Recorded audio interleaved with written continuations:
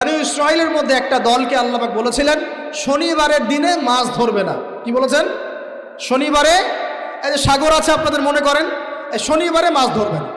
তো বনী ইসরাইল বেশি চালাক, অতি চালাক, যারা ওই যে প্যালেস্টাইন দখল করে বসে আছে, ওরা দাবি করে আর কি, আসলে এরা সত্যিকারের বনী ইসরাইল নয়, এরা ইউরোপিয়ান জিউস, এরা কিন্তু সত্যিকারের বনী ইসরাইল নয়। এখন এরা অতি চালাক, মাছ ধরে নাই কিন্তু মাছ ধরার বাদ দিয়ে রাখছে, মাছ আসে বাদ দিয়ে রাখি পরে ধরব। এই পাপের কারণে, এই সীমা লঙ্ঘন করার কারণে সূরা বাকারা এবং সূরা আরাফে আল্লাহ পাক বলেছেন ওই মানুষগুলোকে আল্লাহ পাক বানর বানিয়ে দিয়েছে। তাহলে মানুষ থেকে বানর হয়েছে এই দলিল কোরআনে আছে, পড়ে দেখেন। মানুষ থেকে যে বানর হয়েছে এই দলিল কোরআনে আছে, সূরা বাকারায় আছে, সূরা আরাফের মধ্যেও আছে। শনিবারের সীমা লঙ্ঘন করার কারণে এই অপরাধ, এই পরিণতি আল্লাহ পাক কিছু মানুষকে দিয়েছে। তারা এখনো জীবিত আছে কিনা আমরা জানি না, ওদেরকে আল্লাহ পাক মেরে ফেলেছেন না বেঁচে আছে